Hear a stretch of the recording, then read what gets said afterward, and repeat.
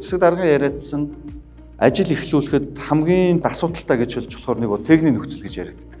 Цахилгаан, дулаан, бус хангамж болон хот байгуулалтын газруудтайгаа ярилцаад техникийн нөхцөлгүй болчихвол яах юм бэ гэдэг асуултанд эхлээд хариулах гэж үзлээ. Тэр энэ бас үнэхээр болохгүй юм байна.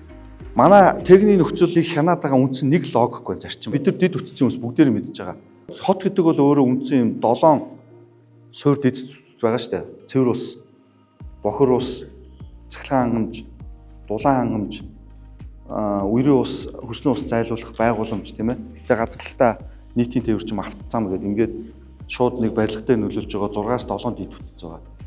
Техникийн нөхцөл гол олгоод байгаа зарчим нь өнөөдөр Улаанбаатар хотод замбраагүй олон жил хөгжсөн юм дээр өнөөдөр миний энэчээ тавьсан олон нийтийг хангаж байгаа дулааны юм уу цахилгааны шугам дээр дураараа дээдлэлт нь хаагаад барилга бариулахгүй л гэж байгаа үндсэн зарчим. Бид нар бүгдээрээ инженер хүмүүс ойлгож байгаа. Бид нар өндөр хүчтэй нөлөөллийн бүсэд барилга барьж болохгүй осолтой.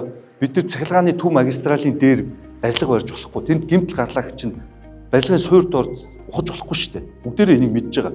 Тэгэхээр манай хувийн бизнес эрхлэгчдэд техникийн нөхцөлийг хүн суртал гэж хараад байдгүй. Яг үүндээ техникийн нөхцөл өнөөдөр энэ замбраагүй байдлаас хамгаалж байгаа. Өнгөрсөн 7 хоногт хурал хийгээд Улаанбаатар хотын үндсэн бохирын туулныг коллектор магистрал яваад тараасан дээр нь хувийн аж ахуй нэг зөвшөөрлгүйгээр барилга бариад эхэлсэн.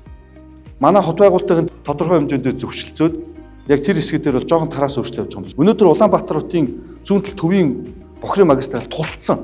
Бид нар энийг өргөдөхгүй бол дахиж тэнцээ барилгажж Улаанбаатар хотод бас яриад нэмэргүй.